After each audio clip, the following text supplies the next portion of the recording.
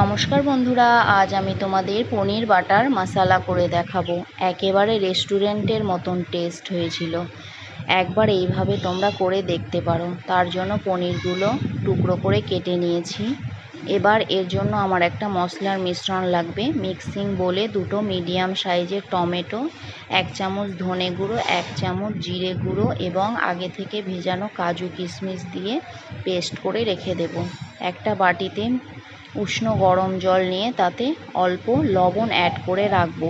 কড়াইতে সাদা তেল গরম করে পনিরগুলো হালকা করে ফ্রাই করে নেব।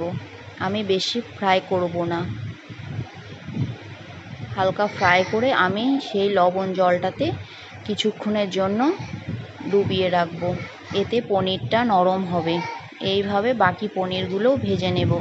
পনির ভাজার তেলেই আমি 1 চামচ বাটার অ্যাড করে দেব এবং তাতে গোটা জিরে, শুকনো লঙ্কা, তেজপাতা এবং গোটা গরম মশলা দিয়ে তাতে আদা কুচি, রসুন কুচি, পেঁয়াজ কুচি, কাঁচা লঙ্কা কুচি দিয়ে ভাজা ভাজা করে এবার এতে আমি মশলার মিশ্রণটা করে রেখেছিলাম সেটা দিয়ে দেব।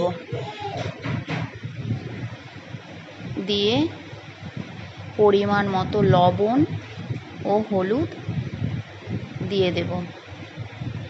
একটু সামান্য চিনিও অ্যাড করব।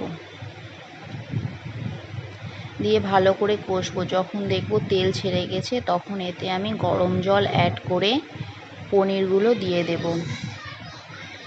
তারপরে ফুটে উঠলে তোমরা যে যেমন গ্রেভি রাখতে চাও তেমন গ্রেভি রেখে ওপর থেকে গরম মশলা গুঁড়ো এবং কসুরি মেথি ছড়িয়ে নামিয়ে নিলেই তৈরি হয়ে গেল পনির বাটার মশলা। দেখো কি সুন্দর কালারটা এসেছে। এইভাবে একবার ট্রাই করো। ভিডিওটা ভালো লাগলে লাইক ও সাবস্ক্রাইব করে পাশে থাকার অনুরোধ রইল।